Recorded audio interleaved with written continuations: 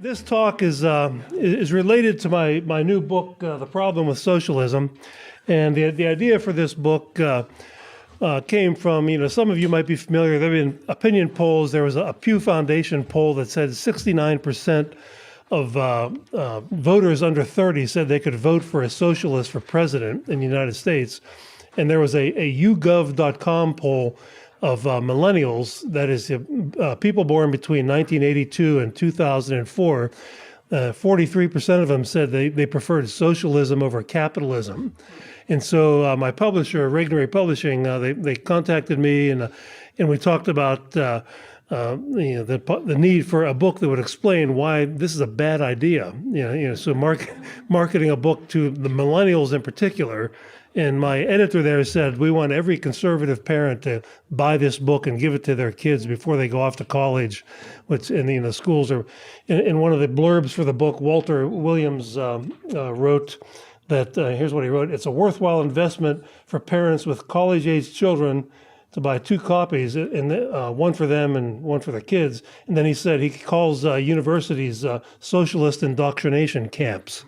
And before you send your child off to socialist indoctrination camp, give them some ammunition, intellectual ammunition. And so that's the purpose of the book. And so what I thought I'd do today is that an alternative title for the talk could be "How to Argue with Your Bernie Sanders Following Roommate Back at School," something like along those lines. And so it's 16 short chapters. They're short, but I tried to make them as concise as possible, and there are several hundred footnotes to the book. So it's based on all of our literature, but written up in a sort of an economics in one lesson type of style. So I'm going to go over some, as many of these as I can get through.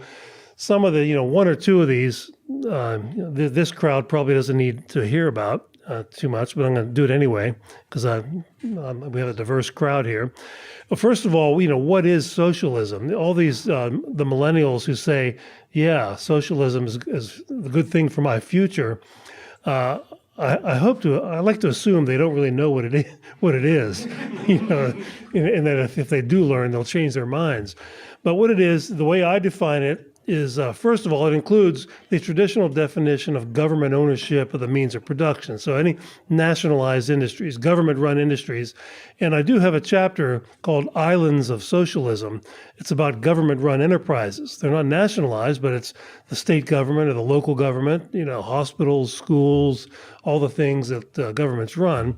But then in the 1976 edition of The Road to Serfdom, Hayek wrote that the meaning of socialism had evolved by that time to include government income redistribution programs through the welfare state and the progressive income tax. And he said that the goal was always ostensibly equality, the pursuit of material equality. Egalitarianism was always the goal, but the means evolved from nationalization of industry to the welfare state and the progressive income tax. And the progressive income tax, of course, is plank number 2 in the Communist Manifesto. Plank number 1 is abolition of private property.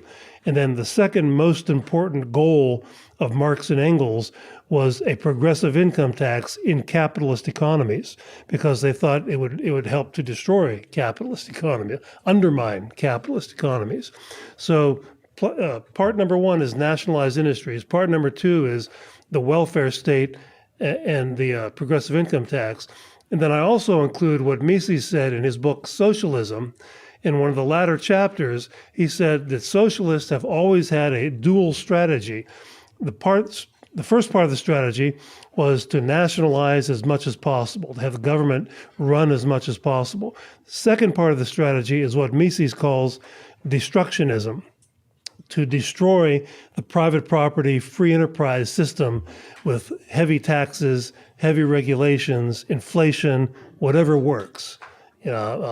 Taking over the educational system and brainwashing the kids with the virtues of socialism and the evils of markets, whatever works, destructionism.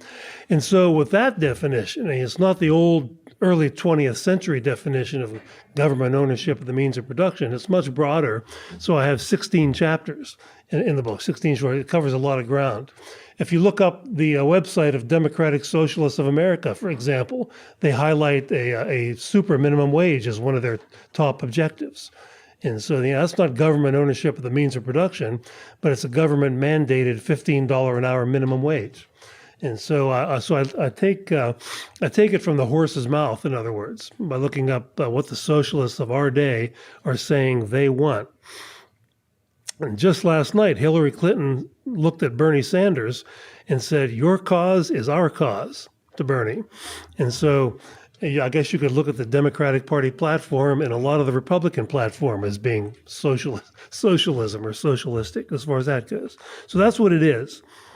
Point number 2 I wrote down here, I probably don't need to explain this to this group, that socialism will destroy your economic future.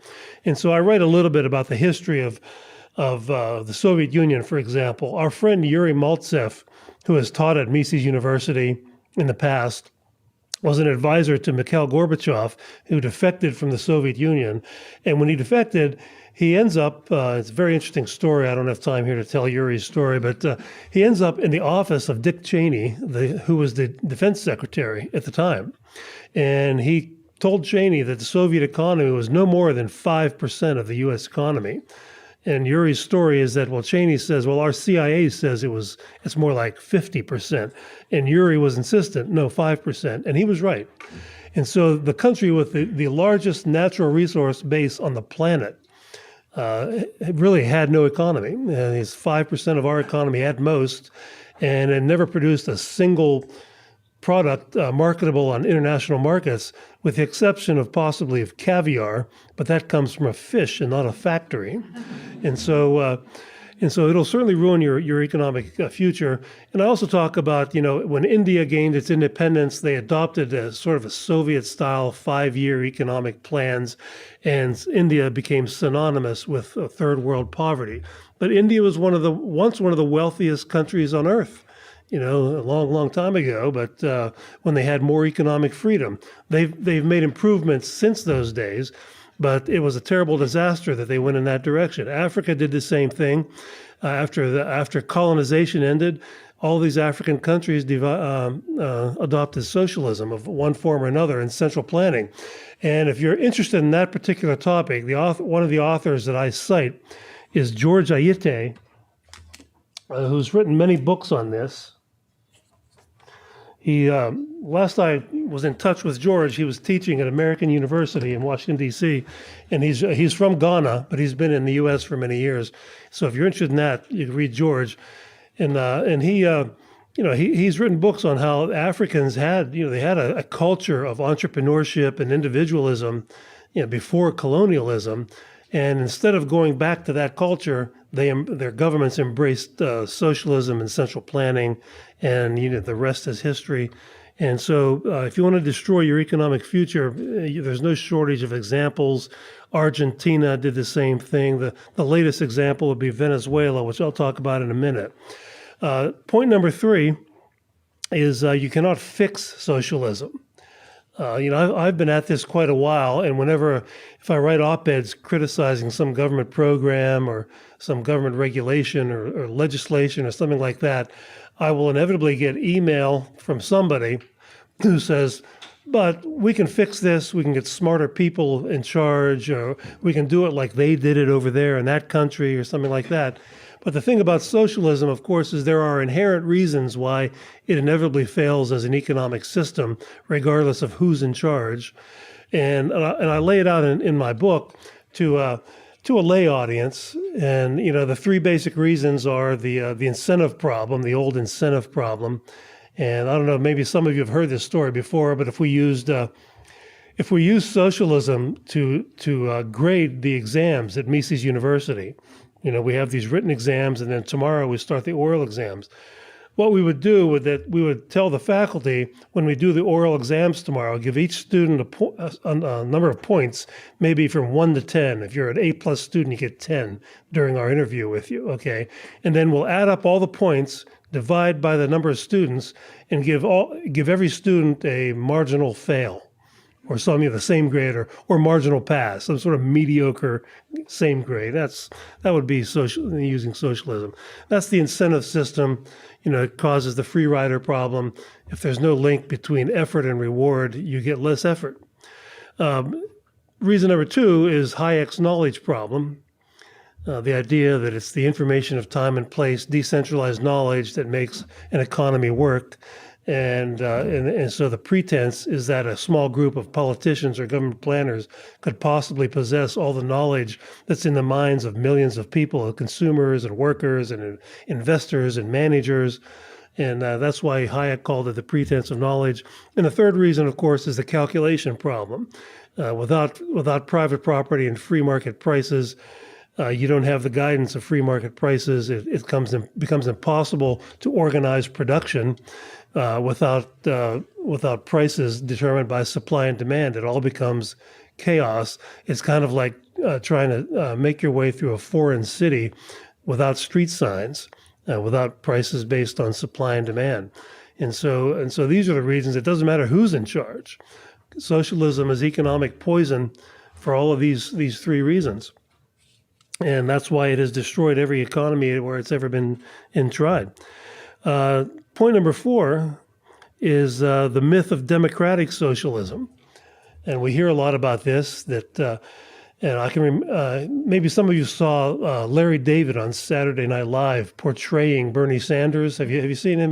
He's a white-haired old guy, and he kind of looks like Bernie Sanders. If you look at the kind of like the crazy chemistry professor look with the hair everywhere, and and beady eyes and a bulging vein in his forehead.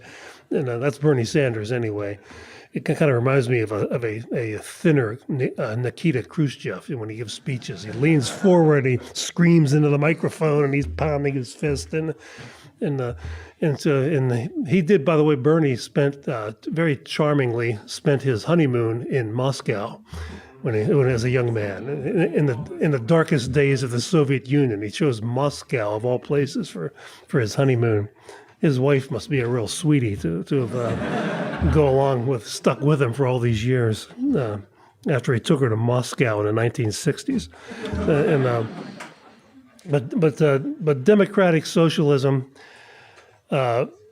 Look at Venezuela today. They adopted democratic socialism. Well, my story about Saturday Night Live is Sanders one day was saying there's a huge difference between socialism and democratic socialism, and the comedian said, "Oh, huge spelled with a Y, is it?" So yeah, huge. He was like that, but there is no difference. Socialism is socialism. Obamacare is a form of socialized medicine. It doesn't matter if it was imposed on Americans by a dictator or by democracy. It's still the same thing, and it's still going to be just as chaotic and disruptive. Doesn't matter how it's imposed. Socialism is basically the forceful imposition of a government plan or set of plans on society that replaces individual plans for their own lives and for their own careers. And so you can do that through a majority rule vote, or you can do it through a dictator, but you still get the same thing. Friedrich Bastiat wrote that and made that very point in the law published in 1850. So this is nothing original with me. But Venezuela today, they adopted socialism and democratic socialism in 1999, and today their economy is a shambles. Middle-class people who had very good jobs, Venezuela has more oil than Saudi Arabia, are out rooting through garbage in the streets looking for food to eat. They got hyperinflation of 1,600% a year at least. A hamburger in Caracas will cost you the equivalent of $170 today. Animals are starving. People are abandoning their pets, and it's just anybody who can leave is leaving. And so they've destroyed what was once the wealthiest country in Latin America in about 15 years with socialism, democratic socialism. Same with Argentina, did the same thing. Brazil, Bolivia, same thing. Sweden is a country that is often talked about by Bernie Sanders and Hillary Clinton as a model for Americans. We should be more like the Scandinavian countries. But the truth about Sweden is that Sweden was very prosperous from the late 19th century till about 1950, because it had a very limited government, low taxes, high degree of economic freedom. They produced all these great inventors like Alfred Nobel, who invented dynamite, the people who created Volvo and Saab automobiles, refrigeration technology, and a lot of other businesses and products. And then they they sort of experimented with fascism, and then they moved to socialism, and by nationalizing a number of industries, creating a big welfare state, heavily progressive income tax, and lots of regulation of what was left of private businesses. And as a result, Sweden had zero job growth from 1950 until 2005, according to the Swedish Economic Association. They did not have one single net new job created for 55 years, which means they were basically eating up the capital that was created by the earlier generations of entrepreneurs and capitalists and taxing it away. And it created a bit of a crisis for them, as you would imagine. And so they did what socialist governments always do, is try to print their way out of trouble and bail themselves out by printing money. And they printed so much that they had 500% interest rates in Sweden at one point. And that caused them a bit of a reaction, sort of a Margaret Thatcher style revolt, where they privatized some industries, they deregulated banking and a number of other industries, cut marginal tax rates, and made a bit of a comeback. But Sweden today still has per capita income less than Mississippi, which is the poorest state in the United States. And so when people make the case that, well, it's successful in Scandinavia, it was before they adopted socialism.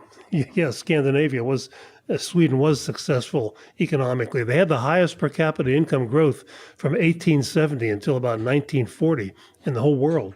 And then they abandoned that. They threw it all away. In Denmark, I quote a Danish economist saying that they have such heavy taxation, in addition to the income tax, which is quite heavy and quite progressive.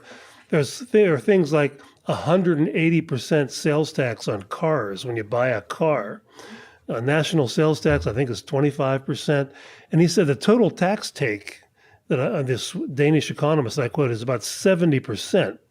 And so, the government takes 70% of your income.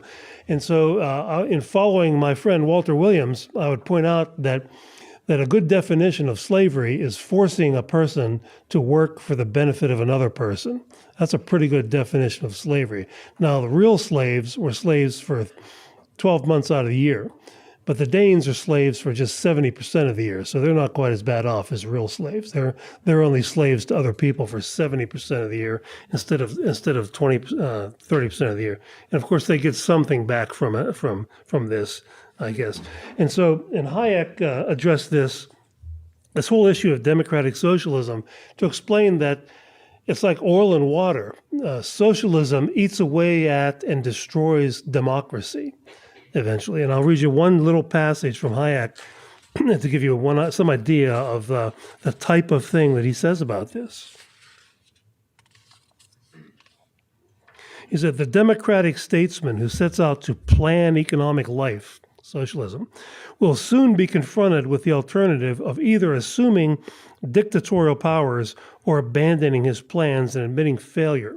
He would soon have to choose between disregard of ordinary morals and failure. It is for this reason that the unscrupulous and uninhibited are likely to be more successful in a socialist society. This is from The Road to Serfdom by Hayek. And so, for the reason I gave earlier, socialism always fails. And then the politicians never admit failure and they never give up. They grab more power. And a lot of the public will want a strong man. The public will come out in favor, we need a strong man or a strong woman to be in charge and become more dictatorial. And of course, that's the opposite of what we think of as democracy. And so that's just one of the reasons. Hayek gave quite a few others, but I don't have the time to go into a review of The Road to Serfdom here in this lecture. But that's just one part of his logic of how socialism is actually destructive of democracy. It's not compatible. Point number 5 I would make is it's false. It's false that socialism produces equality, and I deny that it's even a moral objective. I think it's an immoral objective. I have a chapter entitled Egalitarianism versus Human Nature. And of course, we're all different. We're all made different. We all have different interests and degrees of intelligence and strength and biological characteristics and so forth. So when a government devotes itself to the pursuit of forceful equality, it becomes more and more totalitarian, because that's the only way you can get it. And what it really has become, the push for equality, is sort of a war on the division of labor, a war on the international division of labor, which is what makes the economic world go around. We all specialize in something in our work lives. We make money doing that, and then we trade with other people who specialize in other things. If we didn't do that, it's what keeps human civilization together, as Mises wrote in Human Action, the international division of labor. So the socialists, like Marx and Engels, knew what they were doing when they attacked the division of labor in the name of equality, which always sounds so nice, equality. They knew they were destroying the heart of the capitalist system that keeps human civilization together, the international division of labor. Okay, and so that's why they went after it. And I quote more than just economists in this chapter. For example, I quote H.L. Mencken in one page. And since I have an opportunity to quote H.L. Mencken, and not all of you are familiar with H.L. Mencken, so I'll introduce you to something. The story has it that Murray Rothbard, on his wedding night with his wife Joey, spent the whole night laying in bed reading H.L. Mencken quotes to each other and laughing their heads off. and I believe it's a true story. I think it was Joey that told us that years ago, probably at a Mises University. I always wonder if that's why they never had children, myself. But who knows? I didn't know them that well. But anyway, so Mencken was Murray's favorite writer as far as people who really had a touch for bashing the state. And here's one of the things he said, the great Mencken, about this topic of equality and egalitarianism. He said, all government in its essence is a conspiracy against the superior man. Its one permanent object is to oppress him and cripple him. If it be aristocratic in organization, then it seeks to protect the man who is superior only in law against the man who is superior in fact. If it be democratic, then it seeks to protect the man who is inferior in every way against both. One of the primary functions is to regiment men by force, to make them as much alike as possible and as dependent upon one another as possible, to search out and combat originality among men. All it can see in an original idea is potential change, and hence an invasion of its prerogatives, that is, invasion of government's prerogatives. The most dangerous man to any government is the man who is able to think things out for himself without regard to the prevailing superstitions and taboos, end quote. That's what political correctness is all about, isn't it? To censor all these criticisms of the superstitions and taboos that we're all supposed to believe in at the hands of the state. And that reminds me of another thing Hayek said in The Road to Serfdom, is that under any kind of collectivism, whether you call it socialism or fascism or anything, there's sort of the end of truth. One of the chapters is called The End of Truth, because truth becomes something that is handed down by the state and is enforced by its enforcers in the media and academia and elsewhere. It's not something that is discovered through discussion and conversation, research and learning. It's something that is told to us by the state, and then anybody who questions that is dealt with. And that's under socialism in one way or the other. And that really is what political correctness is all about, isn't it? I also cite Kurt Vonnegut as a non-economist here. And in his famous essay, Harrison Bergeron, who sort of spoofs the whole idea of equality, forced equality at the hand of the state, not equality under the law, but the state's attempts to make everybody equal in some way. And here's what Vonnegut said. He said, the year was 2081, and everyone was finally equal. They weren't only equal before God and the law, they were equal in every which way. Nobody was smarter than anybody else. Nobody was better looking than anyone else. Nobody was stronger or quicker than anybody else. All this equality was due to the 211th, 212th, and 213th Amendments to the Constitution and to the unceasing vigilance of the agents of the United States Handicapper General. And so the Handicapper General worked as follows. Hazel had a perfectly average intelligence, which meant she couldn't think about anything except in short bursts. But George, while his intelligence was way above normal, he had a little mental handicap radio in his ear, put there by the government. He was required by law to wear it at all times. It was tuned to a government transmitter. Every 20 seconds or so, the transmitter would send out some sharp noise to keep people like George from taking unfair advantage of their brains. End quote. And then I finally quote Murray Rothbard after this as saying that the reason why writers like this sort of spoof egalitarianism and forced equality and make it sound like a nightmarish thing is because it is a nightmarish thing. And Rothbard wrote, when the implications of such a world are fully spelled out, we recognize that such a world and such attempts are profoundly anti-human. Being anti-human in the deepest sense, the egalitarian goal is therefore evil, and any attempts in a direction of such a goal must be considered as evil as well. And so the governments always fail to do anything but make everybody equally miserable under socialism. But the political elite and their supporters in the so-called private sector always do very well.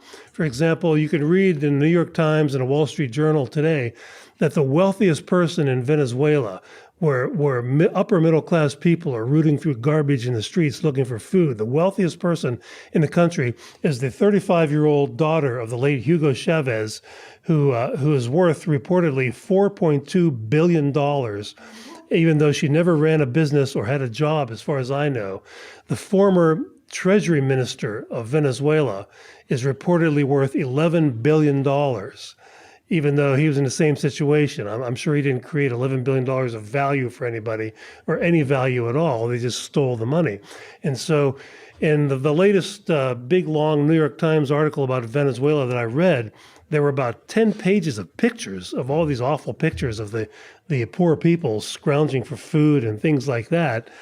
And at the same time, there were pictures of Hugo Chavez's political pals all joining country clubs, the Caracas Country Club, where it would cost like the equivalent of $70,000 to join, and they're just having a good old time because that's what socialism does. It's always been like it was true in Russia, it's true in Africa, India, wherever it has been.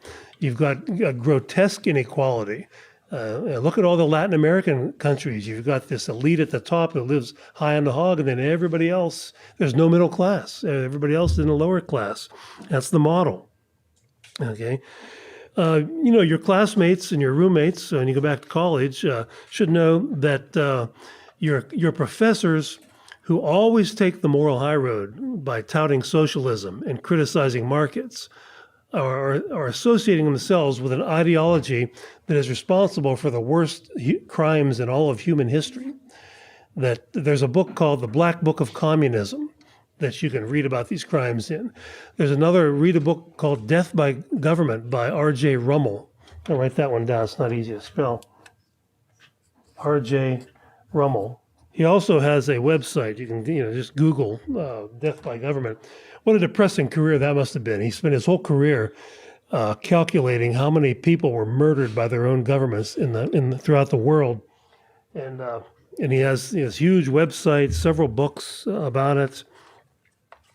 And just to give you some idea of the magnitude of this, the next time one of your professors takes the moral high road and goes, in promoting socialism, the Russians murdered 20 million of their own people. These are not war deaths. These are murders of dissenters to socialism. China, 60 million, Vietnam, 1 million, North Korea, 2 million, Cambodia, 2 million, Eastern Europe, 1 million. They were pretty good in Eastern Europe. Latin America, a mere 150,000, Africa, 1.7 million. And Rummel calls this democide. It's a death by government. And so I also had one big long paragraph that I quoted from one of these studies of sort of the methods of torture that were also used to against dissenters. And so that's something that nobody knows.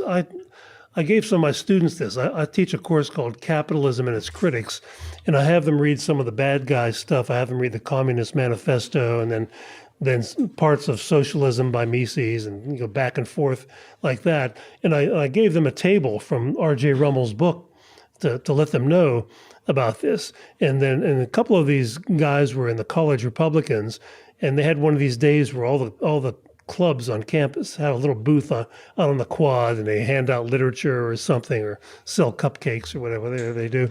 And of all the things, they were giving out my handout of the death by government handout to all the students who are walking by, instead of selling cookies or something like that. And they told me that nobody knew anything about this. None of their classmates knew anything about this. They thought there was communists were all like Bernie Sanders, like cute little grandfather types, that you see at Christmas. That's they're such big sweetie pies. And so I don't know how much progress they made there, but that's what they did. I guess I'm on point number 7, is fascism is a form of socialism. One of the most evil words in the English language, fascism. Hayek called it a violent anti-capitalistic attack, fascism. After all, the Nazis were the National Socialist German Workers' Party. That National Socialism is what Nazis stood for. And so Hitler called himself a socialist. Although fascism was just a version of socialism, it was National Socialism. The Russians called themselves International Socialists. And by the way, they didn't call their government communist.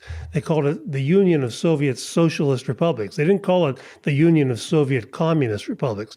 Communism was the utopian ideal of Karl Marx, that they hoped to reach someday when nirvana would be attained. But in the meantime, they're all socialists.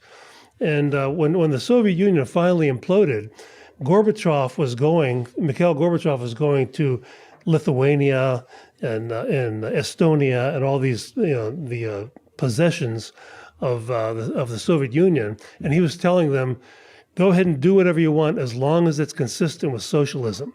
He didn't say consistent with communism. He said socialism. So they always considered themselves socialists, not communists. We called them communists in this country. And the fascists all came from communism. For example, I quote Mussolini here. And so my critics will probably say, don't read his book. He quotes Mussolini, as the implication being I quote him favorably, which I don't. I also quote Hitler in this book too. Here's just one short quote from Mussolini in his book, Fascism, Doctrine, and Institutions. I read his autobiography, by the way, and Mussolini was once he had a PhD in philosophy, political philosophy, and he wrote an autobiography, and it's kind of like if you gave a class of third graders the assignment to write an autobiography and put a title on it. The title he chose is My Autobiography by Benito Mussolini. It's how imaginative, PhD in political philosophy and my autobiography. So, but this book of fascism, the fascists knew who the enemy was. The enemy was classical liberalism. That was the enemy. It was Adam Smith, John Locke, all the early 20th century libertarians in political philosophy and economics.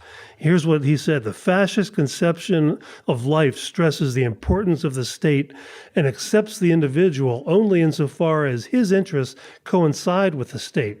It is opposed to classical liberalism, he literally said that, which denied the state in the name of the individual. Okay, so he opposed, in particular, I have another long quote in there from one of Mussolini's theorists, fascist theorists, who goes on and on denigrating what he called English liberalism. English liberalism, what is that? Adam Smith, John Locke, the whole philosophy of the Scottish Enlightenment that is a big part of liberalism. And if you read Mises' book, Liberalism, you'll find that the fascists like Mussolini that I quote here, and his other theorists, fascist theorists, they very harshly criticize every element of how Mises defines liberalism, classical liberalism, in his book Liberalism, which is online, by the way. You could probably buy it out here in the bookstore, but it's also online on Mises.org. You can find it, and so fascism always was a form of socialism.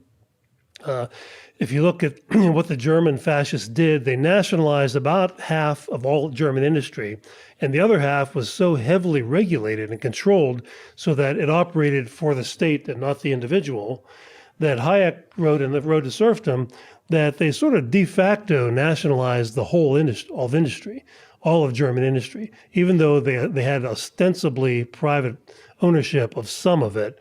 It was so heavily controlled. You had to produce what the Nazis told you to produce and how to produce it and who to sell it to and so on. And so it was de facto nationalization. And so how that ever came to be construed as capitalism, it's not really a wonder. They lied. They lied about it. It was nothing capitalistic at all about it. It was a violent attack on violent anti-capitalistic attack, as Hayek said. Point number 8 that I make in the book is socialist welfare harms the poor. You're probably all familiar with the incentive effect of welfare payments. I'll give you one anecdote. The Cato Institute did this study where they picked out 7 popular federal welfare programs out of 126, just 7 out of 126, and asked the question, well, how much money is that state by state? And in the highest state, Hawaii, it's $49,000. In the lowest welfare state, Mississippi, it's $18,000. So in Hawaii, that means if you're on welfare and you get $49,000 in money and in-kind benefits from the government for not working, if you want to get off welfare, you'd need a job that would pay you about $65,000, $70,000 before taxes to break even. And so that's a pretty big incentive not to get off of welfare. And in Mississippi, which has a much lower cost of living, if you can make $18,000 by doing nothing, well, you'd have to make maybe $25,000, $30,000. And if you're a high school dropout or you have little skill, that's going to be darn tough to get someone to pay you that kind of money. So why would you ever do that? Especially if you have children. Why would you ever do that and try it? And so a lot of people don't. So there's the work incentive effect. There's the family breakup effect of welfare that has eliminated the stigma that once existed that men had when they abandoned their children. And so as long as they get a government check that can let the mother and the children at least survive and get along, it has eliminated the stigma of that. So there's been a 400% increase in out-of-wedlock births since 1960 in the United States. And I cite literature, research that shows, some of the effects of that, or the children. We all know single mothers that have done a great job raising children. But in general, the research says that such children the girls are twice as likely to have out-of-wedlock children themselves, which could, since they're in poverty to begin with, a lot of them could make it very tough for them ever to get out of poverty. And the boys are 3 times more likely to be involved in crime in families like this. And those are just 2 of the statistics that I throw out in the book. And I also talk about the crowding out effect of the welfare state that displaces private charitable efforts that are usually much more effective in helping people who need help than government bureaucracies are. And so that's point number 8 about how the welfare state actually harms the poor, but it puts them right where the politicians want them, as dependent on them to be. And the more the better. The more the better. Let's see, I have time I might get through a couple of these. Point number 9 is the progressive income tax is social poison, I would call it. And again, you've all heard of probably the incentive effects of the progressive income tax that imposes progressively higher tax rates on the more productive people. So the idea is to tax the more productive people in society who therefore earn higher income, at a higher rate and then use the money to subsidize less productive or unproductive people. And we're not talking about disabled people here. We're talking about able-bodied, less productive people, and that's called tax fairness. That's called tax fairness. Take robbing people who work hard and so forth. So we have the phenomenon of the entrepreneur who goes broke 3 or 4 times trying to become a successful business person and finally hits upon a good product that it succeeds, and he makes a lot of money. And so what do we want to do with him? We want to tax his pants off. We want to put him in the 70% marginal tax bracket if we could someday. And so, or the novelist who writes 3, 4, or 5 novels and makes no money, and finally writes a Tom Clancy novel. Okay, let's tax the daylights out of that person. And I will never forget years ago when I was at George Mason, we had a guest lecturer from Sweden. And I'll never forget this female novelist from Sweden who we were told was one of the most better known novelists in Sweden at the time. And she had just moved to the United States. And one of the faculty members there knew her somehow and brought her to the economics department to give a talk. And her talk was that the main reason she was moving to the United States is that she finally succeeded. You know, she struggled for years and didn't sell many. And finally, she had a couple of novels that were big sellers. And her tax rate was 110%. So if she made $100,000 on a novel, she owed $110,000 in tax. And that's why she was living in Fairfax, Virginia at the time. We don't have anything like that in this country. But that's sort of the end game of where progressive income taxation takes you. But the most insidious part of the income tax in general, I quote Frank Chodorow, who wrote this great book, The Income Tax, Root of All Evil, which is for sale out here. It's also online, Chodorow, that when we adopted the income tax, the government basically said, we now own all of your income. They nationalize income, and we will tell you how much of your income you can keep by setting the tax rate. So the income was nationalized, and the federal government got a gigantic new source of income. You know, there was no income tax in the original Constitution. And so what did that do? That led to a tremendous centralization of power, because now the government had all this income. Chodorow writes, for example, during the Civil War, there was a lot of soldiers in the U.S. Army went AWOL or just left the army, but Lincoln did not have the resources to hunt them down. But Chodorow writes, but after the income tax, the U.S. government does have the resources to hunt down people who leave the army and things like that. They also have the resources to bribe a lot of people, giving them government grants and threatening the withdrawal of the grants if they don't behave in the way the government wants them to behave. And that includes the state and local governments. And so Chodorow sees the income tax as something that was sort of the final nail in the coffin of American federalism or states' rights, and that it created this tremendous centralization of power in the central government. And centralized power is always the enemy of freedom. So I look at the income tax, the progressive income tax, much more broadly than just sort of the minor economic work incentive effect at the income tax. Okay, I had one more thing here, but I think I'm going to quit at that point because I'm going to raffle off a couple of books by asking whoever's the first to answer the question. I will give a free book. And it's kind of like on Jeopardy, so you have to have your hand ready to go up real fast and answer the first question. I mean, you may or not know these. I don't know what I'll ask here. Let's see, what year was The Road to Serfdom published? I think you had your hand up. 1944. Right, you get a book. Okay. Okay.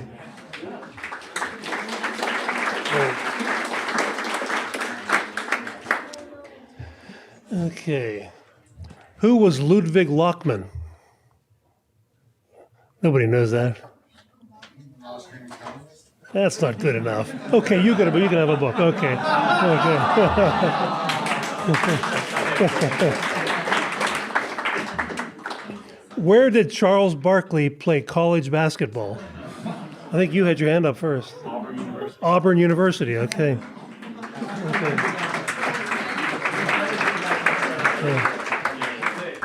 Okay, well, that's it for now. That's my last book I'm going to give away. You have to buy them if you want one. From now on. And then we're all finished.